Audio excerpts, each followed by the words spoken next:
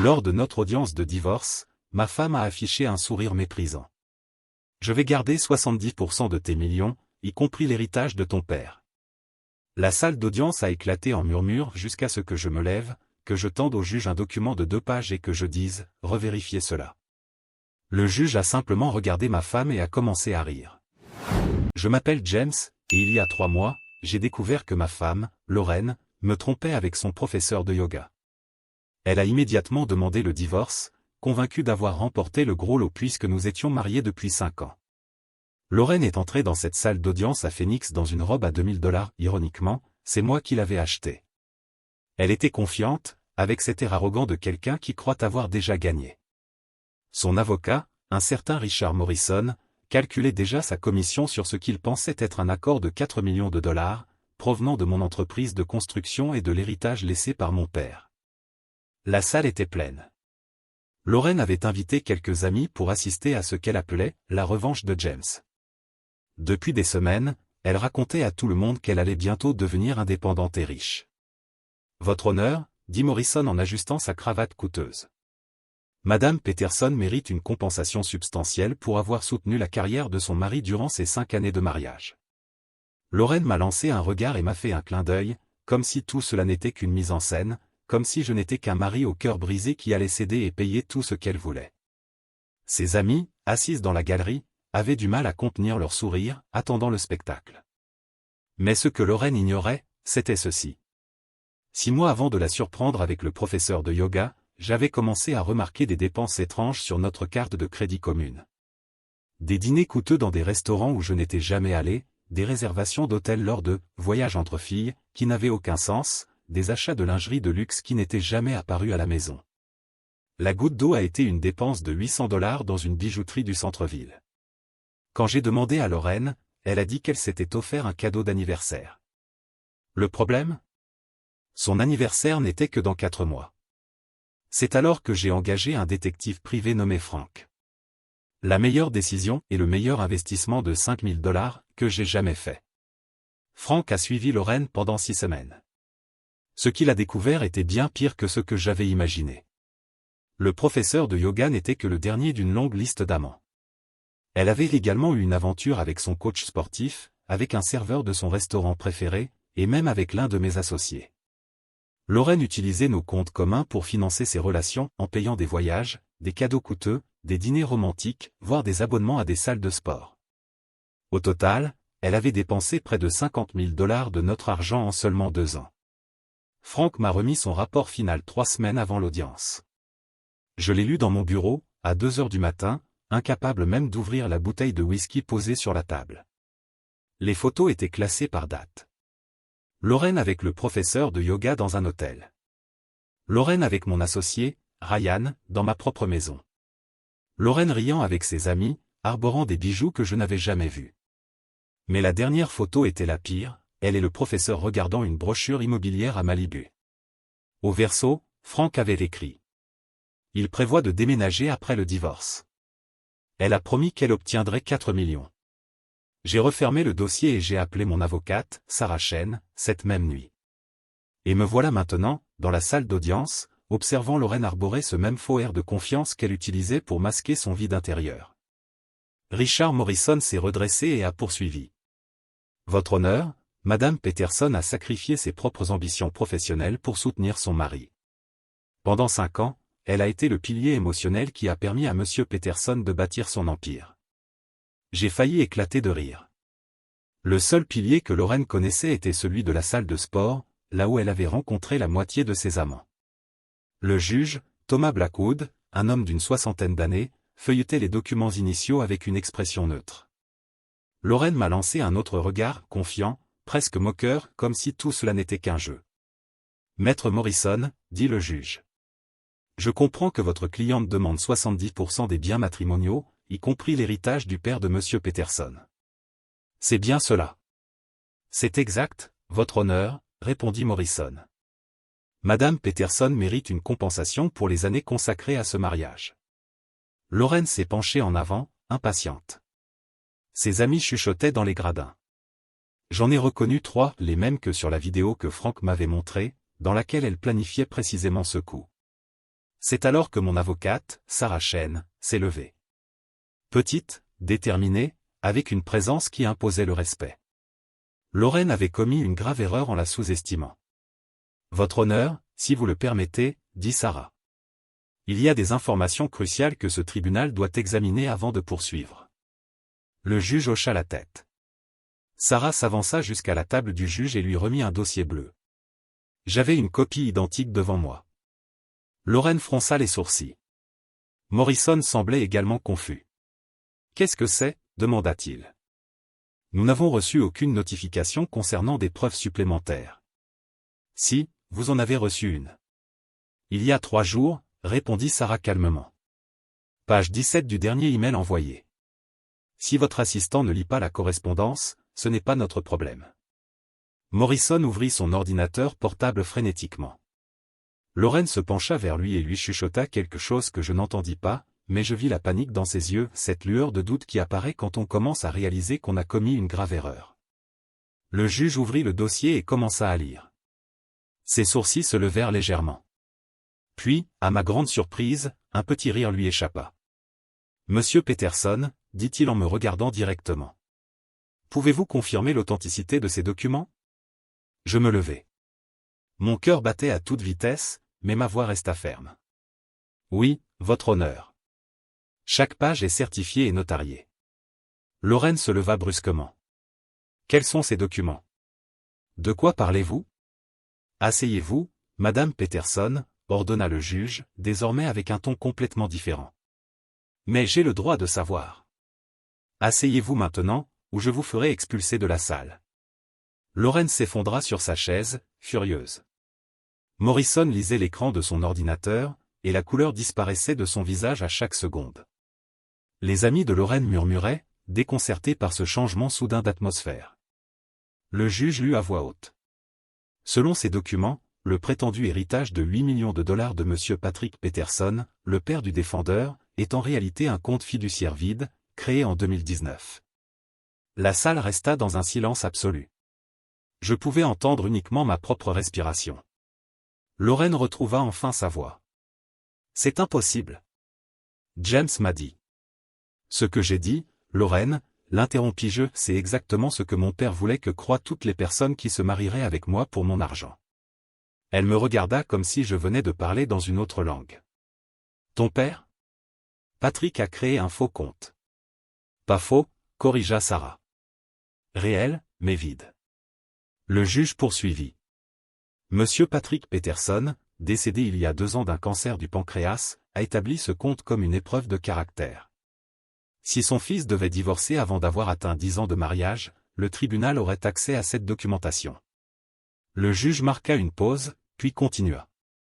Il y a également une lettre jointe, écrite par Monsieur Patrick Peterson 3 mois avant sa mort. Puis-je la lire à voix haute, Monsieur Peterson ? J'acquiesçai. Ma gorge était sèche. Je n'avais pas relu cette lettre depuis 2 ans, mon père me l'avait remise scellée sur son lit de mort, avec pour seule instruction de ne l'ouvrir, que si c'était vraiment nécessaire. Le juge s'éclaircit la gorge et commença à lire. À qui de droit ? Si vous lisez cette lettre, cela signifie que mon fils James traverse un divorce. James est un homme bon, peut-être trop bon.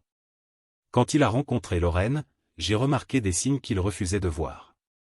Une femme qui a posé des questions sur les finances dès le 2e rendez-vous. Une femme qui a planifié un mariage à 100 000 $ avant même qu'il ne fasse sa demande. Une femme qui ne s'est jamais intéressée à mes traitements contre le cancer, mais qui voulait tout savoir de mon testament.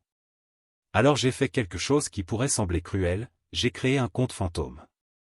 J'ai dit à James qu'il y avait 8 millions qui l'attendaient et je lui ai demandé d'en informer Lorraine. J'ai observé comment ses yeux se sont illuminés, comment elle a commencé à agir comme l'épouse parfaite, non pas par amour, mais pour l'argent qui n'a jamais existé. Si James est heureux, cette lettre ne sera jamais lue. Mais si elle arrive jusqu'au tribunal, cela signifie que j'avais raison et que Lorraine a révélé son vrai visage. L'argent réel, les véritables 8 millions, sont dans un fonds fiduciaire séparé, exclusivement au nom de James. Même moi, je ne peux pas y toucher. Lui seul le pourra, quand ce cirque sera terminé. À la personne qui pensait pouvoir profiter de mon fils. Vous n'avez rien obtenu. À mon fils, James. Tu mérites quelqu'un qui t'aime sans condition. Tu es désormais libre de la trouver. Patrick Peterson. La salle resta muette. L'une des amies de Lorraine se leva et sortit sans dire un mot. Puis une autre. Et encore une autre. Comme des rats quittant un navire en train de couler. Lorraine avait les larmes aux yeux, mais ce n'était pas de la tristesse. C'était de la rage pure. C'est un piège, cria-t-elle. C'est de la manipulation. C'est une stratégie juridique, corrigea le juge en refermant le dossier. Et je dois admettre, plutôt brillante. Il se tourna vers Morrison. Maître Morrison, avez-vous quelque chose à déclarer pour défendre votre cliente? Morrison était livide. Il referma lentement son ordinateur portable. Votre honneur. Je demande une suspension d'audience pour consulter ma cliente. Rejeté. Nous avons déjà perdu assez de temps. Maître Chen, je crois comprendre que vous avez d'autres preuves. Sarah sourit. C'était le genre de sourire qui fait reculer les prédateurs. Le sourire de quelqu'un qui a senti l'odeur du sang dans l'eau. Oui, votre honneur. J'aimerais appeler notre premier témoin, Frank Morrison. Aucune relation avec l'avocat de la défense. Frank entra dans la salle avec une mallette noire. Il avait 53 ans, ancien policier, et l'une des meilleures réputations dans le domaine des enquêtes privées. Il monta à la barre et prêta serment de dire la vérité. Monsieur Morrison, commença Sarah. Pouvez-vous expliquer au tribunal ce que vous avez découvert lors de votre enquête de 6 semaines sur Madame Lorraine Peterson? Frank ouvrit la mallette et en sortit une pile de rapports, les mêmes que j'avais lus à 2 heures du matin. Pendant 6 semaines, j'ai suivi Madame Peterson. J'ai documenté 4 relations extraconjugales simultanées. Son professeur de yoga, Marcus Webb. Son coach personnel, David Chen. Un serveur du restaurant où elle déjeune les mardis, Antonio Ruiz. Et l'associé de Monsieur Peterson, Ryan Matthews. Lorraine bondit de sa chaise. C'est un mensonge. Il ment. Madame Peterson, dernier avertissement, dit le juge d'une voix ferme. Frank continua comme s'il n'avait pas été interrompu. De plus, j'ai documenté des dépenses sur le compte joint des Peterson totalisant 47 850 $ en 2 ans. Ces dépenses incluent des cadeaux pour ses amants, des réservations d'hôtels, des escapades de week-end et, dans un cas particulier, le paiement de 3 mois de loyer pour le professeur de yoga. Avez-vous des preuves pour étayer ces allégations? Demanda le juge. 700 pages de relevés bancaires, de reçus, de photographies et de vidéos, votre honneur. Le juge s'adossa à sa chaise, regarda Lorraine, puis moi, puis Lorraine à nouveau. Madame Peterson, avez-vous quelque chose à dire? Lorraine ouvrit la bouche, puis la referma. Ses mains tremblaient sur la table. Morrison lui chuchota quelque chose, mais elle le repoussa brutalement. James, dit-elle d'une voix presque suppliante. C'est un malentendu. On peut en parler? Je répondis simplement, froidement. Non. On ne peut pas. Tu as eu 5 ans pour parler. Tu les as tous utilisés pour me voler, m'humilier et planifier tout ça. Planifier quoi? Répliqua-t-elle, désespérée. Sarah se leva calmement. Votre honneur, avec votre permission, j'aimerais présenter la vidéo numéro 7 du rapport de Monsieur Morrison. Le juge acquiesça. Sarah connecta l'ordinateur portable à l'écran géant de la salle. L'image montra Lorraine dans un café. Je reconnus l'endroit, c'était près de la salle de yoga où elle prenait ses cours. La date en bas à gauche indiquait le 28 octobre, 4 mois avant qu'elle ne demande le divorce. Dans la vidéo, Lorraine était assise avec 3 amis, les mêmes qui avaient quitté la salle quelques minutes plus tôt. L'audio était parfaitement clair. 5 ans de plus et je me barre, disait Lorraine en riant. Ryan a dit que James avait environ 8 millions de son père, plus son entreprise. On parle de 12 millions, facile. L'une des amies demanda. Et Marcus? Qu'est-ce que tu vas faire de lui? Marcus vient avec moi, évidemment. Je lui ai promis un studio de yoga à Malibu. Avec la moitié de ce que je prendrai à James, on pourra vivre comme des rois. Une autre amie fit une remarque en riant nerveusement. Tu ne ressens aucune culpabilité. Je veux dire, James est un mec bien. Lorraine but une gorgée de café et répondit froidement. Les mecs bien finissent toujours derniers. Il savait dans quoi il s'engageait en m'épousant. La vidéo se termina. Le silence dans la salle était assourdissant. Le juge inspira profondément et déclara. Suspension d'audience de 15 minutes. Lorraine se leva et courut vers les toilettes, Morrison sur ses talons. Je restai assis, regardant mes propres mains. Sarah s'approcha et me tendit un verre d'eau. « Vous allez bien ?» demanda-t-elle. « Je ne sais pas, » répondis-je. C'était la pure vérité. Revoir cette vidéo me retournait l'estomac. Entendre Lorraine parler de moi comme si je n'étais qu'un distributeur automatique, comme si 5 années de mariage n'avaient rien signifié, c'était écœurant. Frank s'assit à côté de moi. Il parla doucement, presque en chuchotant. Il y a d'autres vidéos. Pire que celle-là. Voulez-vous que Sarah les présente? Je secouai la tête. Celle-ci suffit. Je ne veux pas la détruire complètement. Je veux juste que tout cela se termine. Frank hocha la tête. Il avait été policier pendant 20 ans avant de devenir détective privé. Il m'avait dit que mon affaire était l'une des plus simples qu'il ait jamais eues. Lorraine n'était pas prudente. Elle ne cherchait même pas à cacher quoi que ce soit, elle pensait que j'étais trop stupide pour m'en rendre compte. Je me souvins du jour où j'avais engagé Frank. C'était juste après avoir découvert cette dépense de $800 dans une bijouterie. Je lui avais montré le relevé, et il m'avait simplement dit. Vous avez 2 options, la confronter maintenant sans preuve, ou attendre et rassembler tout ce dont vous avez besoin pour vous protéger. J'avais choisi d'attendre. Ce furent les 6 semaines les plus longues de ma vie. La première semaine, Frank m'appela un mardi après-midi. J'étais en réunion avec des entrepreneurs quand mon téléphone vibra. Le message disait. Je l'ai vu entrer au Marriott avec un homme à 14 heures. Ce n'est pas le professeur de yoga. J'avais dû quitter la salle précipitamment. J'étais allé aux toilettes pour vomir. Puis je m'étais lavé le visage, j'avais respiré profondément et j'étais retourné à la réunion comme si de rien n'était. Personne ne savait que, à ce moment précis, je venais de confirmer que ma femme me trompait. À 19 heures, je rentrai à la maison. Lorraine était dans la cuisine, en train de préparer le dîner. Elle portait un de mes vieux tabliers et fredonnait avec la radio. Elle m'embrassa en entrant. « Ta journée s'est bien passée ?» demanda-t-elle. « Longue. » répondis-je. « La mienne aussi. J'ai eu mon cours de yoga ce matin, puis je suis allé au spa avec Jennifer.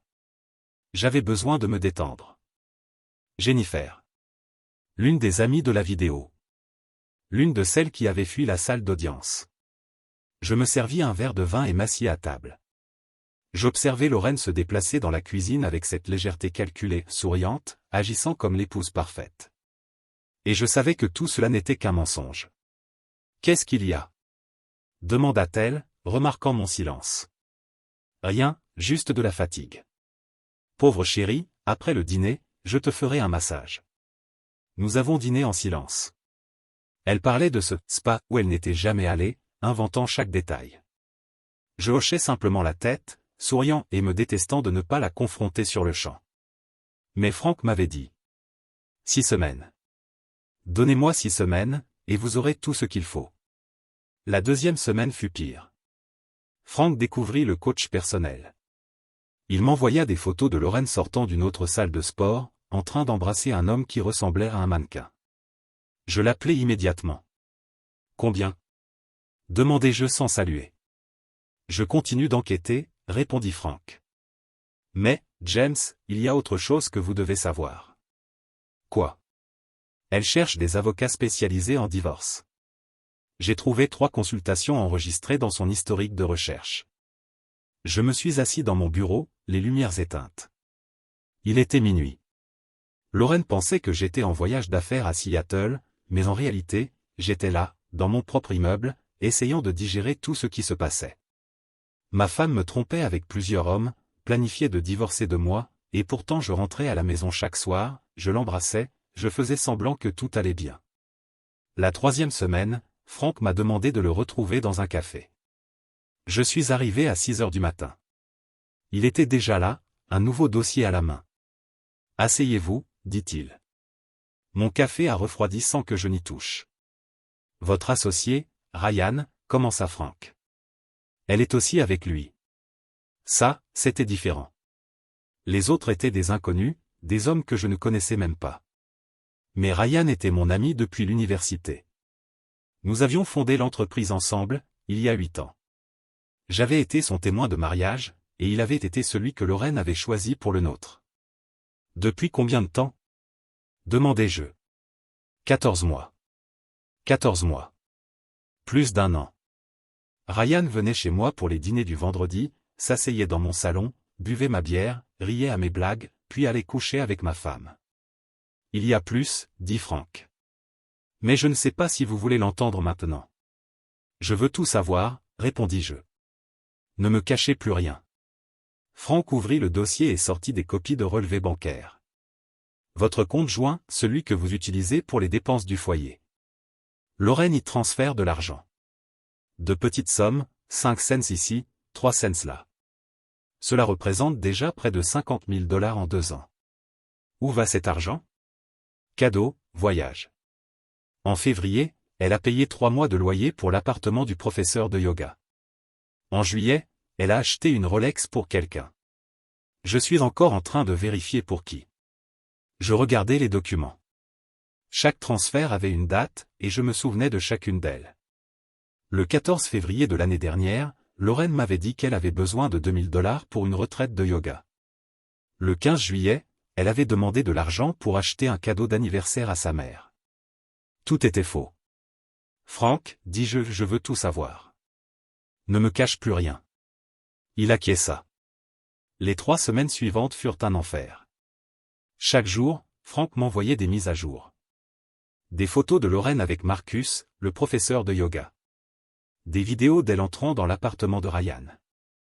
Des enregistrements de messages qu'il avait récupérés grâce à notre forfait téléphonique commun. Les messages étaient les pires. Lorraine écrivait à Marcus. James est au travail. Viens, Ryan. J'ai hâte que tout ça soit fini et qu'on puisse enfin être ensemble. À son coach sportif. Merci pour hier. Tu es meilleur que mon mari en tout. Chaque message était un coup de couteau. Chaque photo, un poison. Mais ce qui m'a permis de rester sain d'esprit, c'était le dossier bleu sur mon bureau, les documents de la fausse fiducie de mon père, la lettre qu'il avait écrite en sachant exactement qui était Lorraine.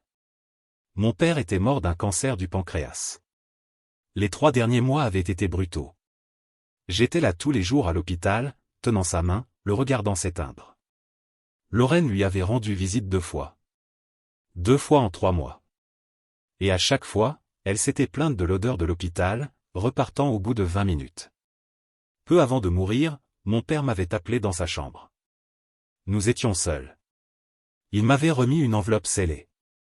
Ne l'ouvre que lorsque ce sera nécessaire, m'avait-il dit. Tu sauras quand. Papa, de quoi parles-tu?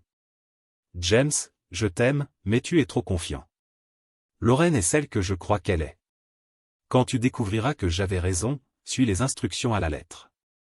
J'ai ouvert l'enveloppe 3 semaines après avoir engagé Frank. Les instructions étaient claires. Attendre, documenter, se préparer, et, quand le moment serait venu, utiliser la fiducie fantôme comme arme ultime. Et maintenant, assis dans cette salle d'audience, voyant Lorraine revenir des toilettes les yeux rouges et le maquillage coulant, j'ai enfin compris ce que mon père avait fait. Il ne m'avait pas laissé de l'argent, il m'avait laissé la liberté. La pause prit fin. Lorraine et Morrison reprirent leur place. Elle ne me regardait plus. Ses yeux étaient fixés sur la table, ses poings serrés. Le juge Blackwood parcourut quelques documents avant de parler. Maître Chen, je crois comprendre qu'il y a encore des preuves à présenter. Sarah se leva. Oui, votre honneur. J'aimerais que le tribunal examine les documents marqués en tant qu'annexe et les relevés bancaires du compte joint des Peterson sur les 24 derniers mois. Morrison se pencha en avant. Votre honneur, ces relevés ont déjà été examinés lors de la phase de découverte. Mais ils ne l'ont pas été correctement, répliqua Sarah. Avec votre permission, j'aimerais présenter une analyse détaillée. Le juge acquiesça. Sarah connecta à nouveau l'ordinateur portable à l'écran géant. Un tableau apparut, rempli de colonnes de chiffres et de dates. Comme vous pouvez le voir, commença-t-il, au cours des 2 dernières années, il y a eu des transferts irréguliers totalisant $47 850. Tous ont été autorisés par Madame Peterson.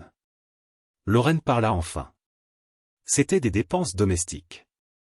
Nourriture, factures, services. Une Rolex à $8000 est une dépense domestique? L'interrompit Sarah. Ou 3 mois de loyer pour un appartement qui n'est pas le vôtre? Dîner dans des restaurants où M. Peterson n'a jamais mis les pieds. Morrison leva la main. Votre honneur, ma cliente a le droit de dépenser l'argent d'un compte joint. Mais pas pour financer des relations extra-conjugales, répliqua Sarah, tranchante. Et certainement pas lorsque ces relations font partie d'un plan soigneusement élaboré pour tromper son mari et tirer profit du divorce. Le juge feuilleta les documents devant lui. Madame Peterson, pouvez-vous expliquer ces transactions? Lorraine ouvrit la bouche, puis la referma. Elle regarda Morrison, qui secoua la tête, lui déconseillant de parler.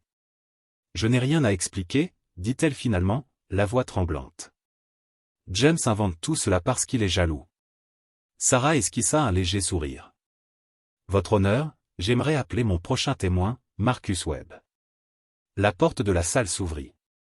Marcus entra. Je reconnus son visage d'après les photos que Frank m'avait montrées, 32 ans, cheveux longs attachés en queue de cheval, muscles bien dessinés sous une chemise ajustée. Il semblait mal à l'aise. Lorraine pâlit. Qu'est-ce qu'il fait ici? Chuchota-t-elle à Morrison, assez fort pour que je l'entende.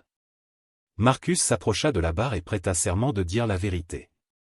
Ses yeux croisèrent ceux de Lorraine une seconde avant de se tourner vers Sarah. Monsieur Webb, commença-t-elle, connaissez-vous Madame Lorraine Peterson?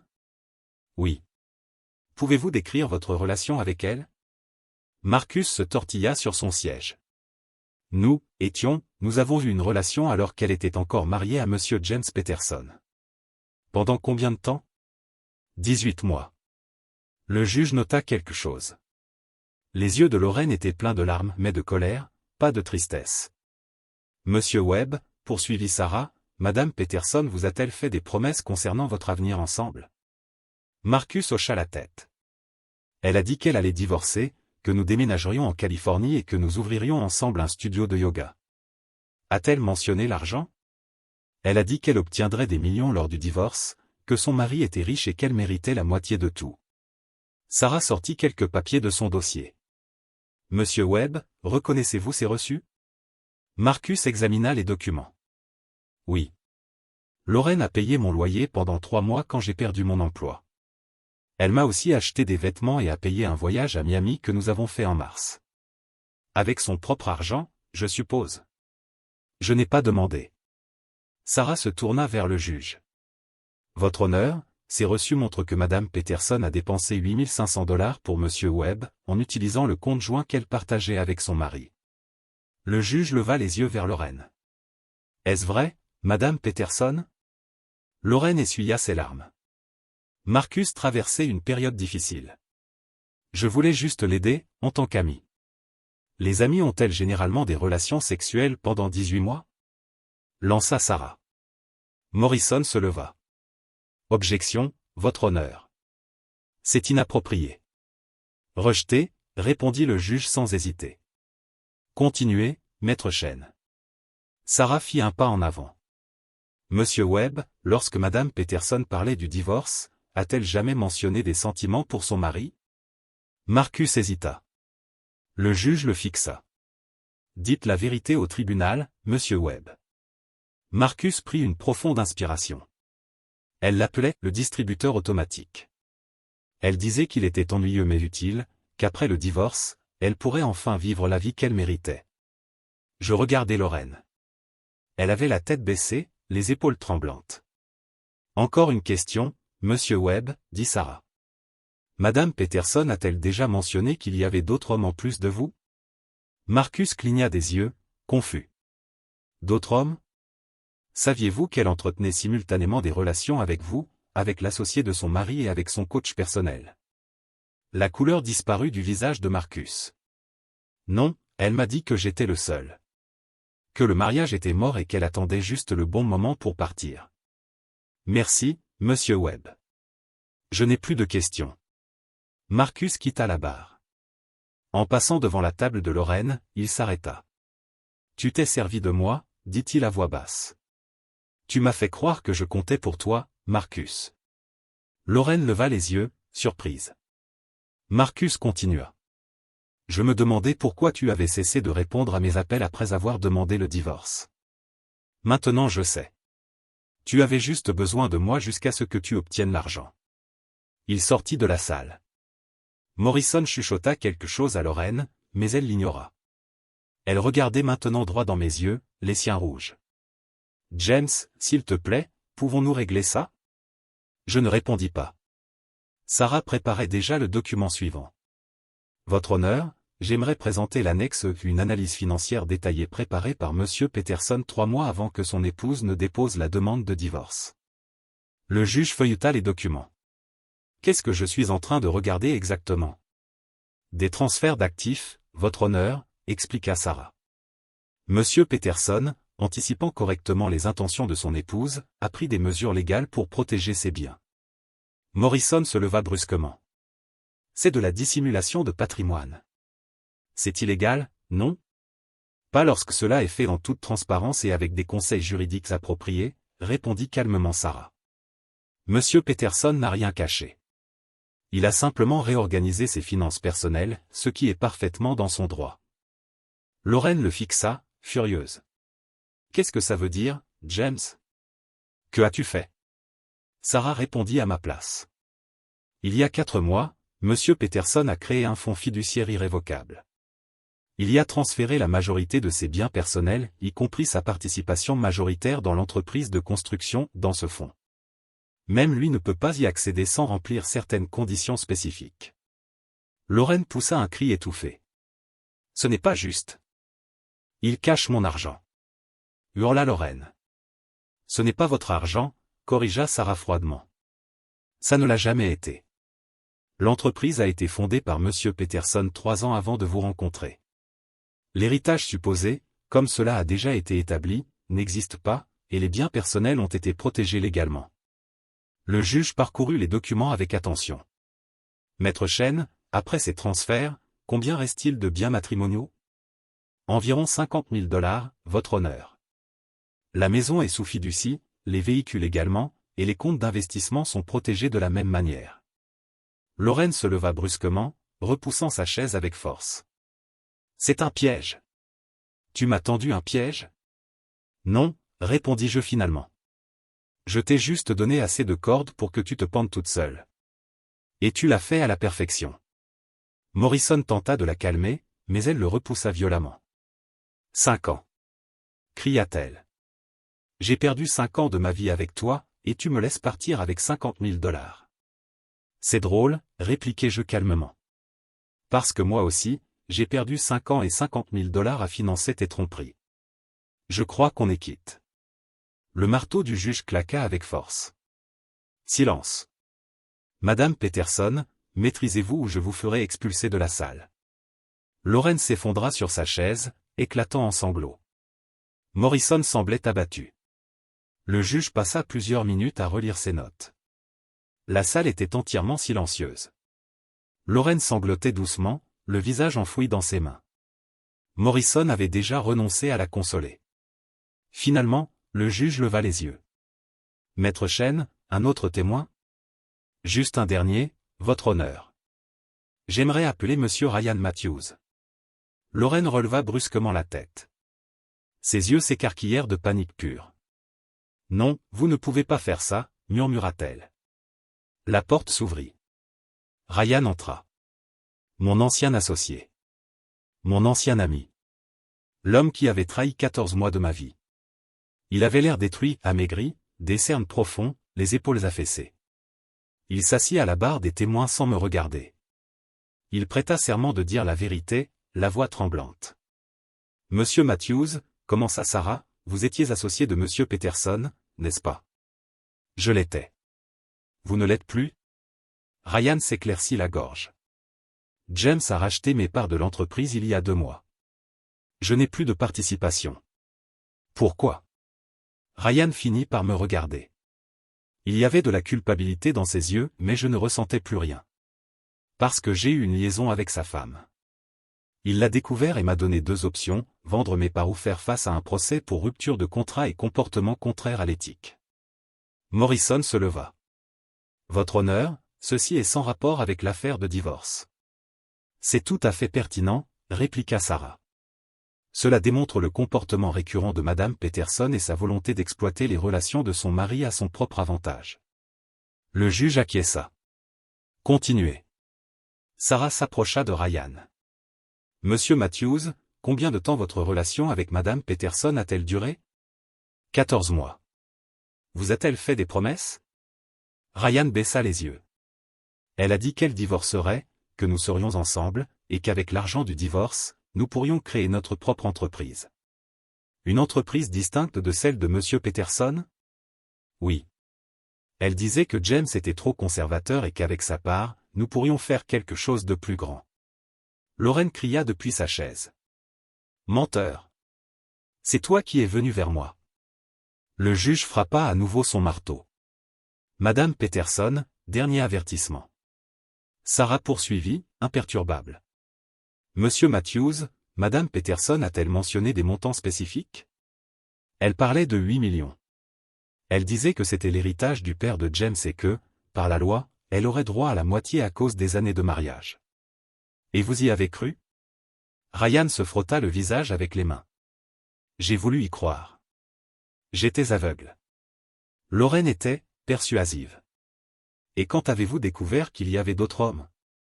Ryan cligna des yeux, surpris. D'autres hommes? Oui.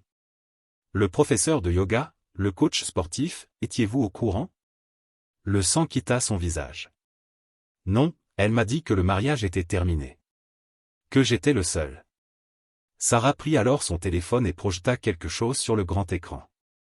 Des messages textes. Je reconnus le numéro de Lorraine. Ces messages proviennent de Madame Peterson et vous sont adressés, Monsieur Matthews. Pouvez-vous lire celui du 15 mars? Ryan lut à voix haute, la voix brisée. Je ne peux pas te voir cette semaine. James se doute de quelque chose, mais bientôt tout sera fini et nous serons libres. Tiens encore un peu. Et celui du 3 avril. J'ai engagé un avocat pour le divorce. Il a dit que je pourrais obtenir au moins 60%. Avec 8 millions, ça fait presque 5. Suffisant pour nous. Sarah retourna à sa table. Monsieur Matthews, à un moment quelconque au cours de ces 14 mois, Madame Peterson a-t-elle montré des sentiments sincères envers vous? Amour, engagement?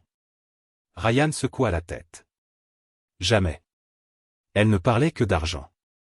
De la vie que nous aurions après. Mais jamais, pas une seule fois, elle n'a dit qu'elle m'aimait. Merci. Je n'ai plus de questions. Ryan se leva. En passant devant ma table, il s'arrêta. James? Je ne le laissai pas continuer. Il n'y a rien que je veuille entendre de ta part. Il baissa la tête et quitta la salle en silence. Lorraine pleurait désormais à chaudes larmes, son mascara coulant sur ses joues. Morrison se pencha et lui chuchota quelque chose d'urgent, mais elle secouait la tête, encore et encore. Le juge Blackwood referma le dernier dossier et s'adossa à sa chaise, nous observant en silence pendant de longues secondes. J'en ai assez entendu, déclara le juge Blackwood d'une voix grave. Avant de rendre mon verdict, je demande, les parties ont-elles encore quelque chose à présenter? Morrison se leva, la voix tremblante. Votre honneur, ma cliente a commis des erreurs, certes, mais cela ne signifie pas qu'elle doive quitter ce mariage les mains vides. Elle a consacré 5 ans. 5 ans à planifier comment voler son mari, l'interrompit le juge, impassible.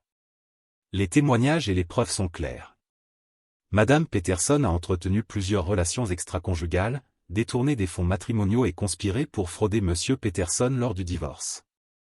Lorraine éclata en sanglots plus forts. Le juge continua.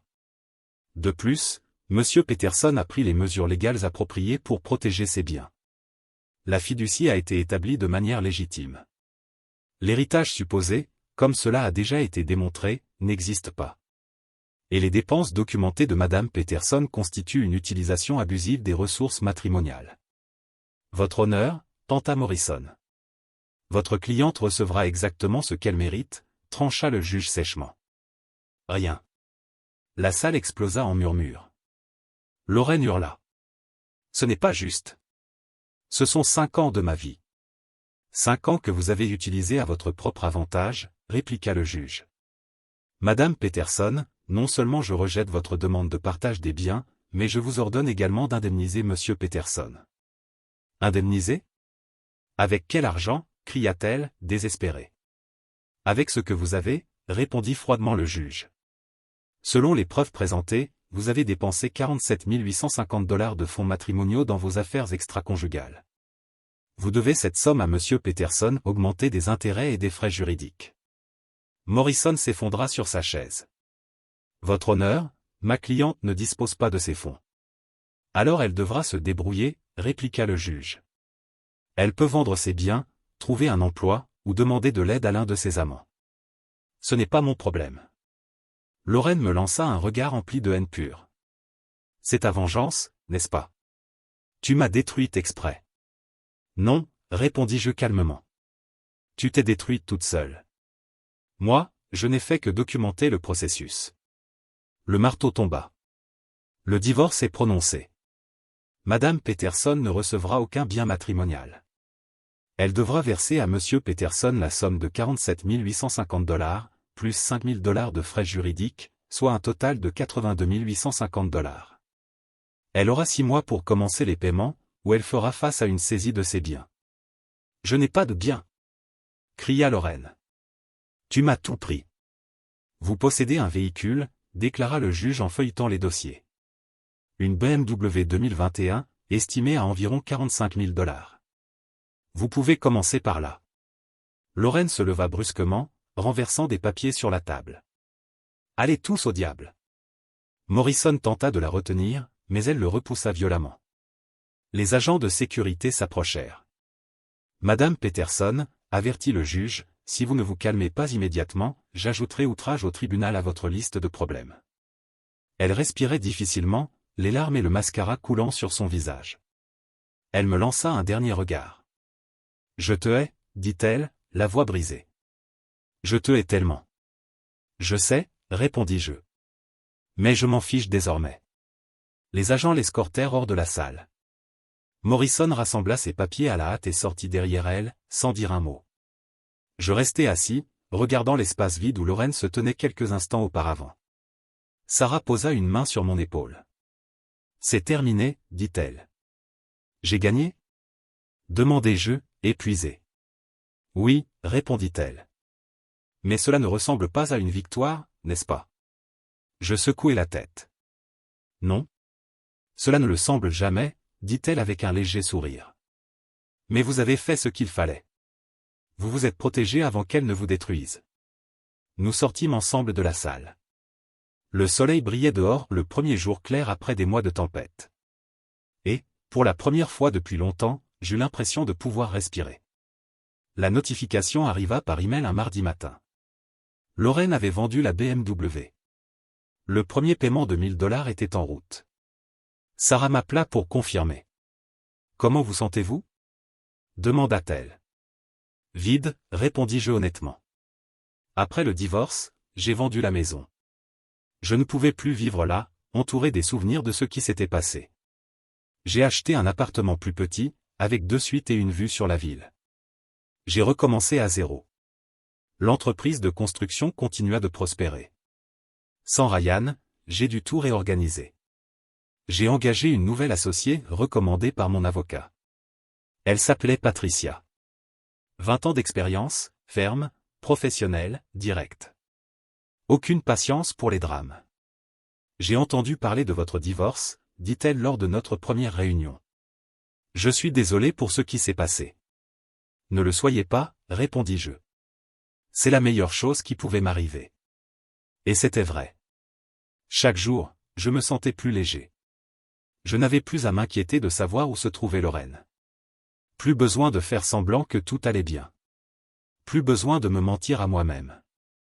Frank, le détective, m'appelait de temps en temps pour déjeuner. Lors d'un de ses repas, il mentionna Lorraine. Elle vit chez sa mère, dit-il. Sa famille l'a rejetée après le procès.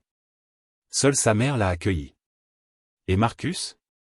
Et Ryan? Demandai-je. Marcus a déménagé dans un autre état. Il a ouvert un studio de yoga avec son propre argent et a bloqué Lorraine partout.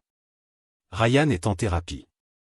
Sa femme l'a quitté quand elle a tout découvert. Sa femme. J'avais oublié que Ryan était marié quand tout avait commencé. Frank soupira. Beaucoup de choses sont restées dans l'ombre, James. Mais, au final, tout est sorti au grand jour. Je mangeais en silence.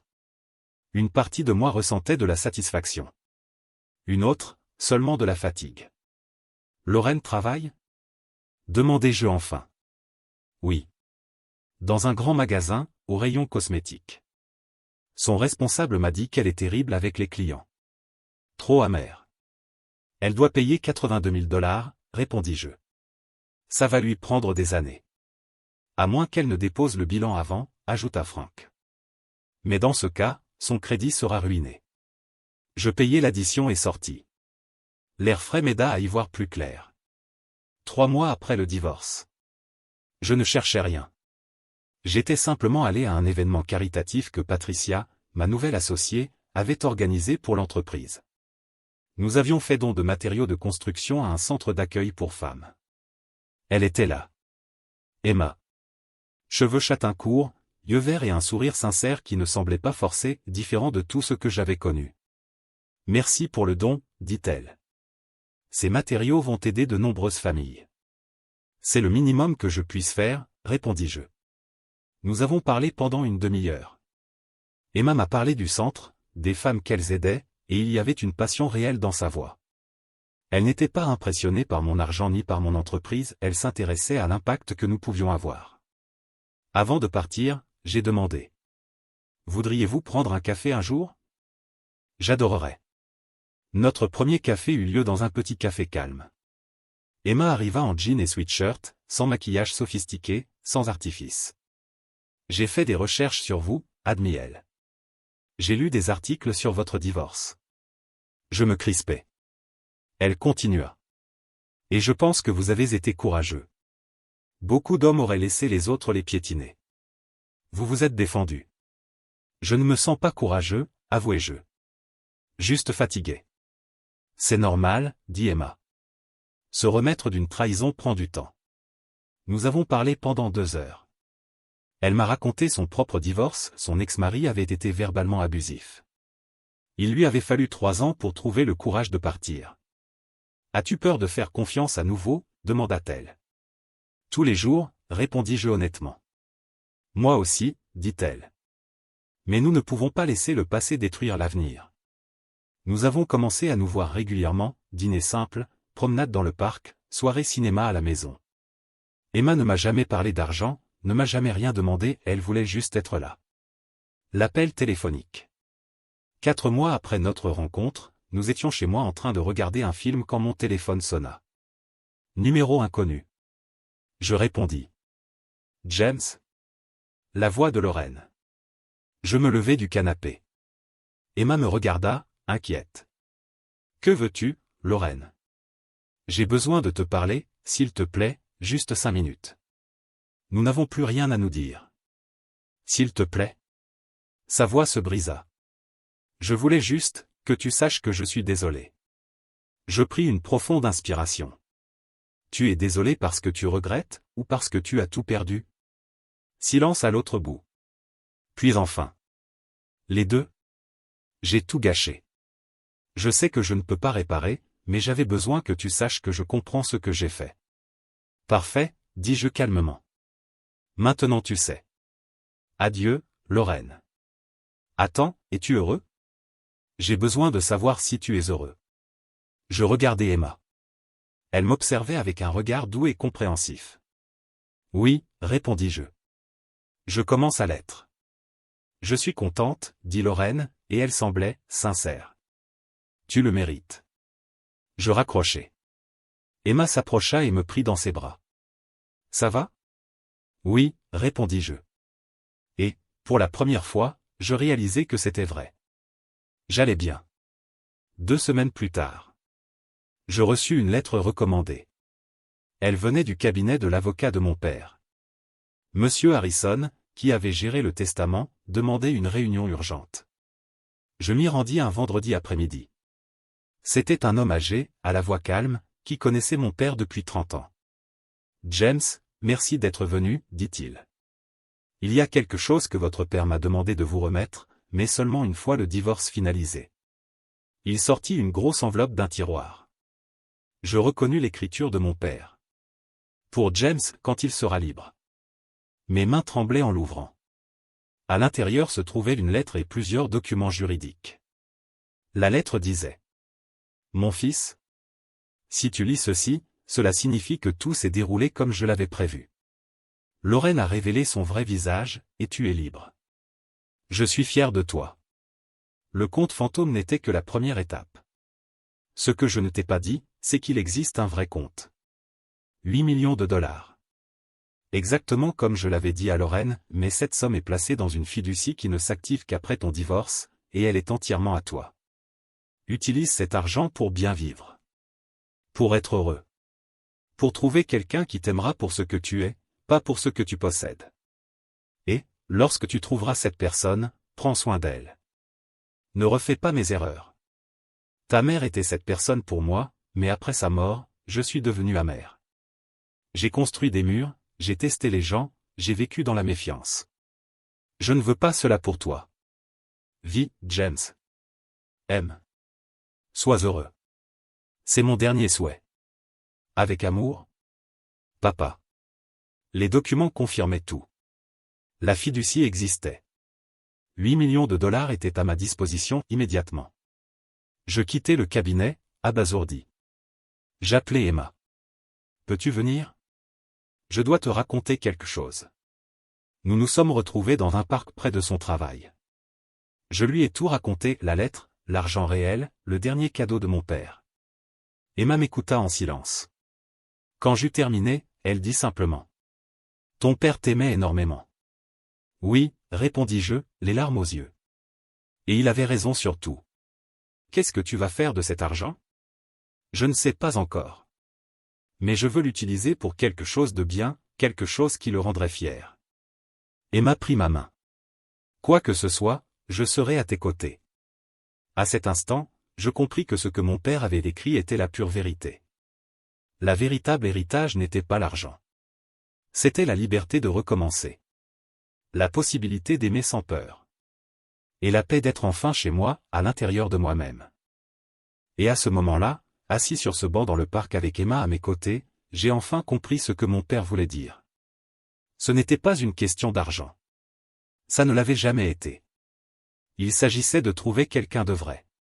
Le centre d'accueil était terminé, 3 étages, 20 chambres, un espace de jeu pour enfants et un centre de formation professionnelle. Je lui ai donné le nom de mon père, Centre d'Espoir Patrick Peterson. Emma était à mes côtés lors de l'inauguration. Elle n'était plus seulement ma petite amie, elle était ma fiancée. La bague à son doigt était simple, élégante, sans ostentation. Tout comme elle. Ton père serait fier, dit Emma en serrant ma main. Je sais, répondis-je. J'ai utilisé 3 millions de la fiducie pour construire le centre. Le reste, je l'ai investi avec Patricia, en développant l'entreprise et en créant un fonds pour les femmes entrepreneuses. Chaque année, 20 femmes recevraient un capital de départ pour lancer leur propre activité. Patricia s'approcha avec une jeune femme à ses côtés. James, Emma, je veux vous présenter notre première bénéficiaire. Elle s'appelle Sophia. Sophia avait 25 ans et venait de sortir d'une relation abusive. Elle allait utiliser le fonds pour ouvrir une boulangerie. Merci, dit Sophia, les larmes aux yeux. Vous n'avez pas idée de ce que cela représente pour moi. Tout le monde mérite une seconde chance, répondis-je. Profitez bien de la vôtre. Après l'inauguration, Emma et moi sommes allés dîner dans notre restaurant préféré, un petit italien où le propriétaire nous connaissait par nos prénoms. As-tu eu des nouvelles de Lorraine? Demanda Emma pendant le repas. Sarah m'a dit qu'elle a fini de payer la dette le mois dernier. Elle a tout vendu, voiture, bijoux, vêtements de luxe, tout. Et qu'est-ce que tu ressens à ce sujet? Rien, répondis-je sincèrement. Je ne ressens plus rien pour elle. Ni colère, ni satisfaction. Juste, rien. C'est bien, dit Emma. Cela signifie que tu es guérie. Elle avait raison. Les premiers mois après le divorce avaient été difficiles, nuits blanches, doutes constants, peur de refaire confiance. Mais avec la thérapie et le soutien d'Emma, j'ai lentement reconstruit ma vie. Es-tu prêt pour demain? Demanda-t-elle. Demain aurait lieu notre rendez-vous avec le planificateur de mariage. Nous allions nous marier dans 6 mois, une petite cérémonie, uniquement avec la famille proche et de vrais amis. Pas de luxe, pas d'apparat. Prêt, répondis-je. Même si je pense toujours qu'on devrait simplement aller à la mairie. Et Marie. Ta mère me tuerait. Elle veut nous voir à l'hôtel. Ma mère avait adoré Emma dès le premier instant.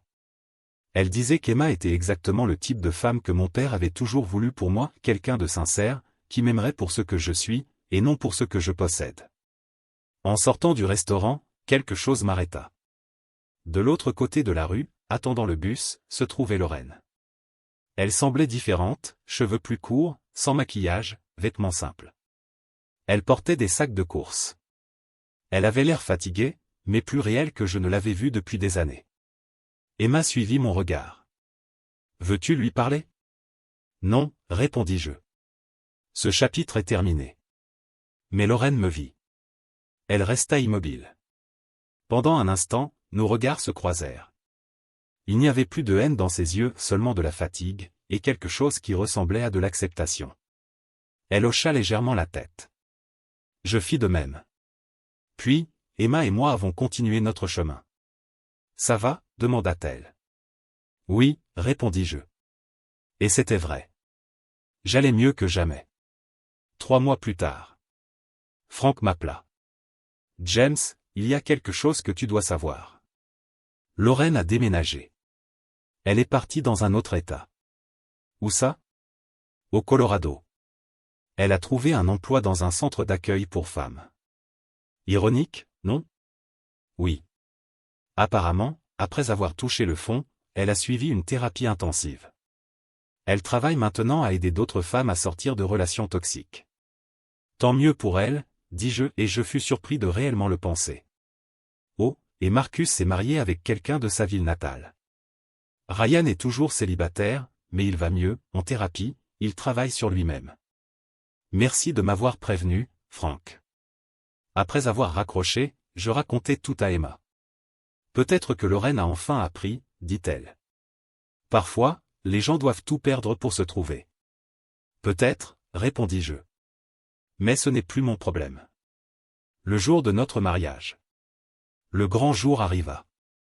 C'était un samedi de printemps, ciel dégagé, température parfaite. La cérémonie eut lieu dans un petit jardin avec 30 invités. Patricia fut mon témoin, la sœur d'Emma fut la sienne.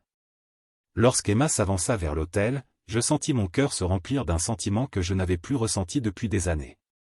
La paix, le bonheur véritable et l'amour inconditionnel.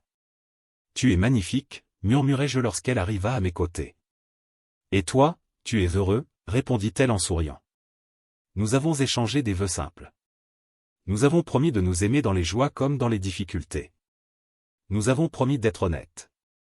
Nous avons promis de construire une vie ensemble, fondée sur le respect et la confiance. Quand le juge nous déclara mari et femme, le même juge Blackwood qui avait présidé mon divorce, il me lança un léger sourire et murmura. « Cette fois, vous avez fait le bon choix. » La réception eut lieu dans le même jardin. Repas simple, musique douce, rire sincère. Ma mère pleura de joie. La famille d'Emma nous accueillit à bras ouverts. Patricia porta un toast. Je connais James depuis 2 ans. Pendant ce temps, je l'ai vu passer d'un homme brisé à un homme complet. Et, pour la première fois depuis très longtemps, je crus ces mots. Parce qu'ils étaient enfin vrais. Emma, je ne sais pas quel genre de magie tu as utilisé, mais merci de nous avoir rendu le vrai James. Emma sourit et m'embrassa. Ce soir-là, dans notre chambre d'hôtel, elle me montra quelque chose sur son téléphone. Regarde. C'était un article d'un journal du Colorado. Lorraine avait donné une interview sur son travail dans le centre d'accueil. Elle y parlait de son passé, des erreurs qu'elle avait commises et de la façon dont toucher le fond l'avait forcée à changer. J'ai été une personne terrible, disait Lorraine dans l'article. J'ai blessé des gens qui ne le méritaient pas. J'ai recherché l'argent plutôt que le bonheur et j'ai tout perdu à cause de ma cupidité. Mais maintenant, j'essaie d'être une meilleure personne, d'aider d'autres femmes à ne pas commettre les mêmes erreurs. Tu crois qu'elle est sincère ? Demanda Emma. Je ne sais pas, répondis-je. Et pour être honnête, ça n'a plus d'importance. Son chemin est le sien. Le mien, c'est celui-ci, avec toi. Je refermai le téléphone et pris mon épouse dans mes bras. 1 an après le mariage. Emma et moi étions à l'hôpital. Elle tenait notre nouveau-né dans ses bras. Nous lui avons donné le nom de Patrick, en hommage à mon père. Il te ressemble, dit Emma. Il a tes yeux, répondis-je en souriant. Je pris mon fils dans mes bras, ce petit être humain qui dépendait entièrement de moi et sentis quelque chose changer profondément en moi. Ce n'était pas seulement du bonheur. C'était un but. Je serai meilleur que mon père, murmurai-je. Je t'apprendrai à aimer sans avoir besoin de le prouver, à faire confiance sans peur et à valoriser les gens pour ce qu'ils sont, pas pour ce qu'ils possèdent. Emma m'embrassa tendrement. Tu seras un père merveilleux. 2 ans après le divorce, j'étais exactement là où je devais être. Avec une femme qui m'aimait vraiment. Avec un enfant en bonne santé. Avec une entreprise prospère. Et avec un objectif bien plus grand que l'argent. Le véritable héritage de mon père n'était pas l'argent, c'était la leçon. Il m'a appris que ceux qui t'aiment pour ce que tu possèdes ne t'aimeront jamais pour ce que tu es. Il m'a donné le courage de me défendre. La force de recommencer. Et la sagesse de reconnaître le véritable amour quand il est enfin arrivé. Lorraine m'a volé 5 ans. Mais elle m'a appris exactement ce que je ne voulais pas. Emma m'a donné tout ce dont j'avais besoin. Sans jamais rien demander en retour. Alors que je tenais mon fils dans mes bras cette nuit-là, j'ai compris que mon père avait gagné. Son plan avait parfaitement fonctionné. Le conte fantôme avait révélé Lorraine. Le conte réel m'avait libéré. Et maintenant, avec ma propre famille, je pouvais honorer sa mémoire en devenant l'homme qu'il avait toujours cru que je pouvais être. Ce n'était pas de la vengeance. C'était de la justice. C'était une clôture. C'était la liberté. Et, pour la première fois depuis de nombreuses années, lorsque j'ai fermé les yeux cette nuit-là, j'ai dormi dans une paix absolue. Sans cauchemar, sans doute, sans peur. Juste de la gratitude. De la gratitude d'avoir survécu à la tempête. Et d'avoir enfin retrouvé mon chemin vers la lumière. Commentaire Monsieur Reddit. Ah, l'amour moderne, où certaines personnes pensent que le mariage est un investissement et le divorce, une opportunité de jackpot rapide. Dommage qu'elles aient oublié de lire les petites lignes, parfois, le distributeur s'éteint avant le retrait. Et au final, celles qui voulaient tout finissent avec rien tandis que les trompés deviennent riches, en paix, en argent et en dignité.